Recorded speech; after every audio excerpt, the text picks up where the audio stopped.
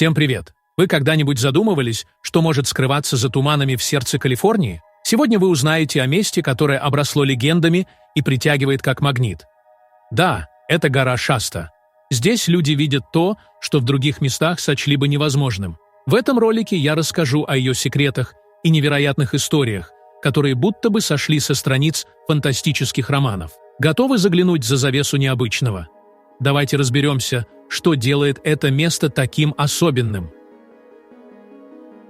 Лемурийцы считаются потомками развитой цивилизации Лемурии, когда-то охватывавшей территорию, превосходящую размер Северной Америки. Существует предположение, что границы Лемурии соприкасались с несколькими современными американскими штатами.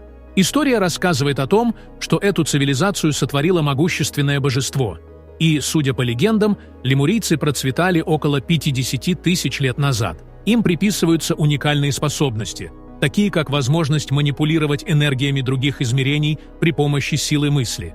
Они славились своей мудростью и добротой, охраняя Землю. Лемурийская культура существенно улучшила состояние своего материка, повысив вибрации планеты до максимальной отметки, однако в конечном счете их постигла гибель. Около 12 тысяч лет назад разрушительная катастрофа обрушилась на Лемурию, затопив ее целиком за одну ночь в глубинах Тихого океана. С использованием энергии кристаллов и собственных возможностей лемурийцы основали город внутри горы Шаста.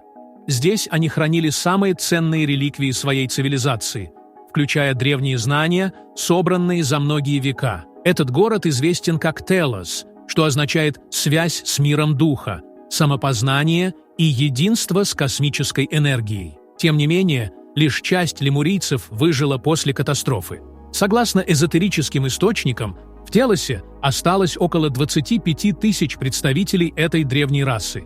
Их потомки продолжают обитать там, скрытые от внешнего мира. Вход в город закрыт, поскольку он расположен в альтернативном измерении. Те, кому довелось увидеть лемурийцев, описывают их как высоких, выше 6,5 футов, и грациозных существ с длинными волосами, идеальными лицами и выразительными глазами. Все они одеты в белые одежды. Помимо прочего, им присущи сверхъестественные способности. Они умеют общаться телепатически, становятся невидимыми, мгновенно перемещаются в разные места планеты. Особенностью лемурийцев является их способность управлять всеми технологиями исключительно силой мысли. В их распоряжении находится флот космических кораблей, способных проходить сквозь гору, отправляться в космос и возвращаться обратно в Телос. Эти корабли абсолютно беззвучны и невидимы, иногда маскируются под облака, которые часто наблюдаются над горой Шаста. Таинственное свечение, замечаемое некоторыми наблюдателями, эзотерики объясняют как эфирный свет самого города. Лишь тот, кто достигнет высокого уровня духовного развития, сопоставимого с уровнем лемурийцев, сможет попасть в Телос и присоединиться к этой великой цивилизации. Но связаны ли с Телосом и лемурийцами исчезновение людей? Самым первым из известных стало исчезновение Джея Брауна в первой половине XX века. Джей Браун был одиночкой-золотоискателем, одержимым мечтой о богатстве. Он посвятил долгие месяцы изучению склонов горы Шаста, поднимаясь к ее ледникам и снова спускаясь к подножию. Однажды он отправился в очередную экспедицию и исчез. Люди сочли Джея Брауна погибшим мечтателем, который пытался отыскать свою золотую жилу. Однако спустя целых 30 лет он неожиданно вернулся. В 1934 году местные газеты опубликовали статью Брауна, где он рассказывал о своем невероятном открытии внутри горы Шаста, городе с сокровищами и гигантскими скелетами. Браун поведал, что работал на британскую горнодобывающую компанию Lord Cowdray, когда однажды натолкнулся на ранее неизвестную пещеру. Вход в нее был частично завален камнями, но Браун без особого труда расчистил проход и обнаружил большой пещерный зал с длинным искусственным туннелем, уходящим глубоко внутрь горы. Пройдя некоторое расстояние в кромешной тьме, Браун вышел в подземный город, состоящий из множества вырубленных в камне помещений. Внутри этих комнат находилось множество артефактов: копья, глиняные сосуды, золотые и медные украшения. Особое внимание привлекли однотипные золотые пластины с непонятными письменами. Но самое сильное впечатление произвели человеческие останки огромных размеров. Среди находок были скелеты длиной от 6,5 до 10 футов 2 до 3 метров, а также 2 мумии мужчины и женщины таких же внушительных габаритов. Браун окрестил их королем и королевой и предположил, что нашел последнее убежище лемурийцев. Хотя рассказ Брауна может показаться выдумкой, сам золотоискатель был полон решимости. Он объявил о намерении организовать полномасштабную экспедицию для извлечения найденных сокровищ. Браун арендовал несколько грузовиков, нанял рабочих, обеспечил их необходимым оборудованием, закупил мешки, тачки и прочее снаряжение. Он открыто заявлял, что планирует вывезти все, что найдет в этом загадочном месте. Браун даже подписал контракты с подрядчиками и приобрел динамит, внеся авансы за горнодобывающее оборудование. Экспедиция была полностью подготовлена, и Браун лично контролировал каждого участника, обещая, что все они станут самыми богатыми людьми на свете. Однако в назначенное время Браун так и не появился. Никто не знал, куда он делся, оставив потраченную на подготовку экспедиции крупную сумму. Его больше никогда не видели, ни живым, ни мертвым. Наиболее популярная версия гласит, что Браун отправился на разведку к Шасте и либо попал в плен к лемурийцам, либо погиб, исследуя подземный город. Версия о том, что он просто сбежал с деньгами, оказалась маловероятной, потому что Браун никогда не просил денег на экспедицию и не собирал пожертвования. С тех пор у горы Шаста пропало несколько десятков человек.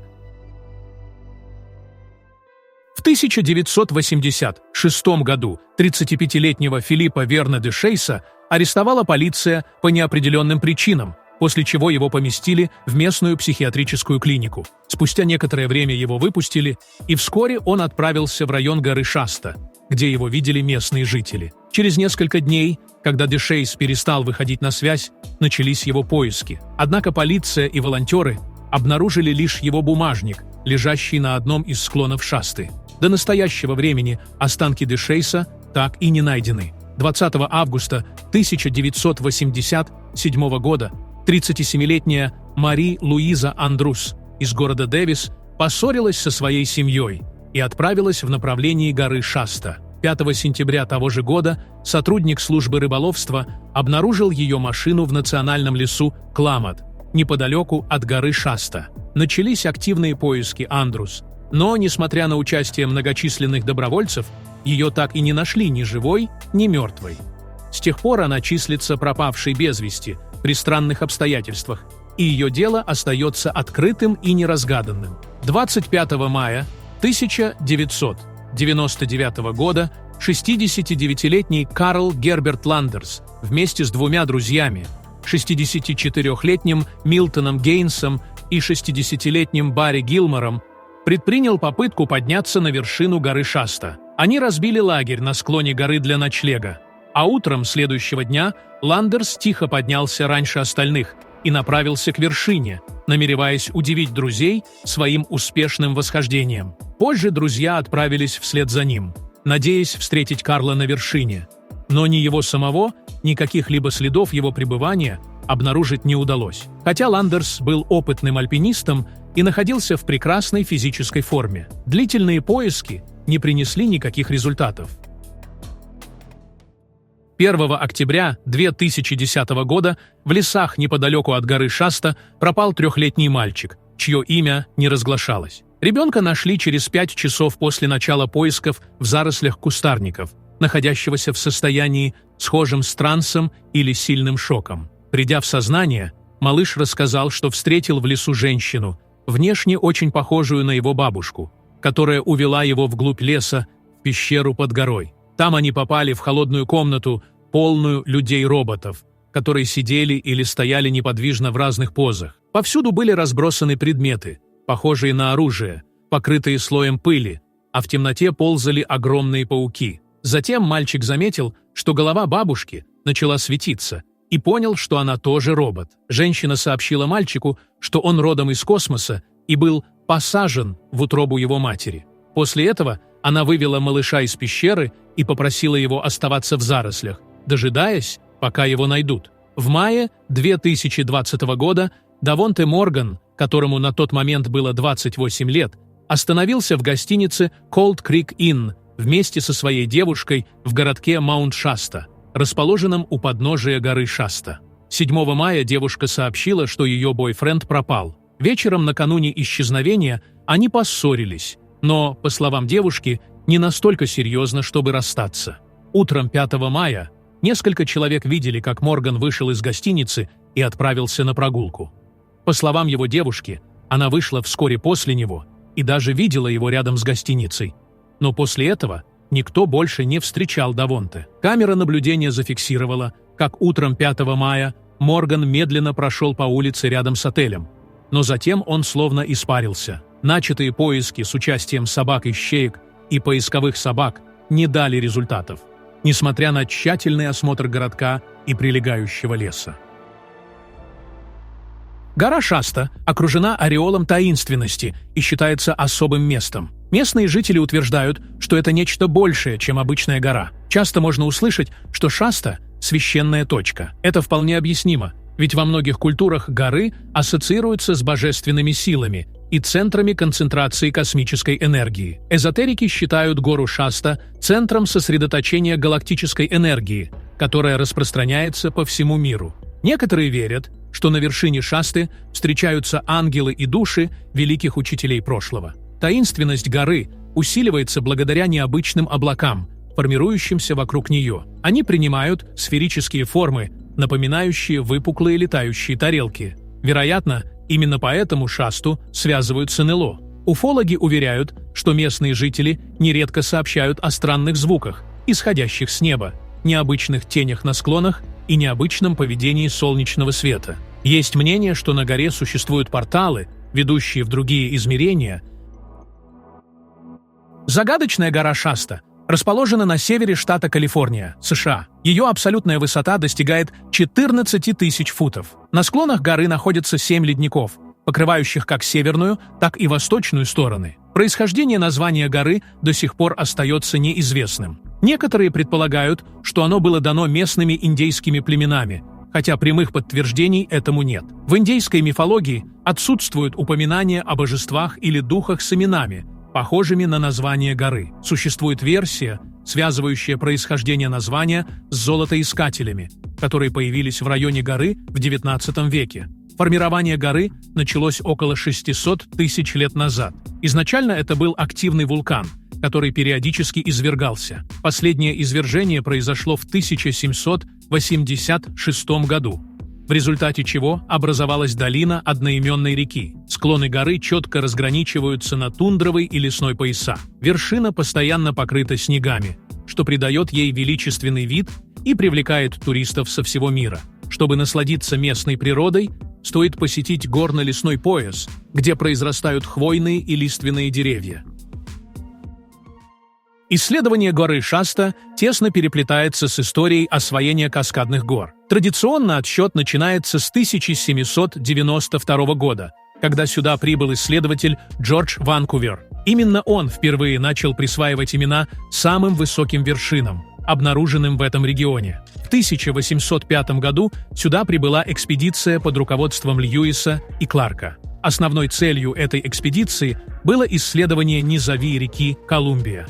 В ходе исследований участники открыли гору Адамс и изучили обширные территории. Во время путешествия они неоднократно сталкивались с каскадными порогами, представлявшими серьезное препятствие. Отсюда появилось название «Каскадные горы», которое впоследствии закрепилось за этим регионом. Каскадные горы простираются от северной части Калифорнии до Британской Колумбии. Характеризуются они высокими вершинами, которые порой превышают среднюю высоту горных систем в 2 раза. Каскады входят в состав западных частей североамериканских кордильер. Для них характерны пояса межгорных озер, многочисленные береговые цепи и Калифорнийские горы.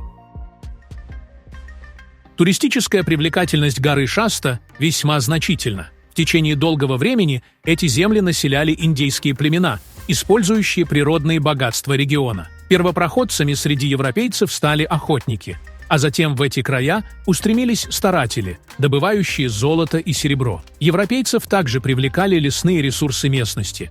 Таким образом, территория вокруг горы Шаста обладает богатой и разнообразной историей. Для коренных жителей индейцев гора всегда имела важное религиозное значение. Индейская легенда гласит, что на вершине Шасты обитает вождь Скел, спустившийся с небес, которому предназначено было создать человечество на земле. Вокруг Шасты сложилось целое движение приверженцев индейских верований. Неподалеку расположен город Маунт-Шаста, где проживают люди из разных уголков мира. Местные жители до сих пор пользуются целебными источниками, считая их исцеляющими. Туристам предлагается посетить монастырь Шаста, основанный около 50 лет назад. Здесь нашли приют не только сторонники индейской мифологии, но и христиане. В регионе действуют 16 христианских церквей. Примерно четверть местного населения составляют представители различных религиозных направлений. Например, буддисты устраивают весенние фестивали во время полнолуния, аналогичные тем, что проводятся буддийскими монахами в Гималаях, прославляющими небесного тельца. Гору Шаста обожают и альпинисты. Ежегодно летом к ее подножию съезжаются тысячи энтузиастов. На горе функционирует лыжный курорт, работающий уже более 30 лет.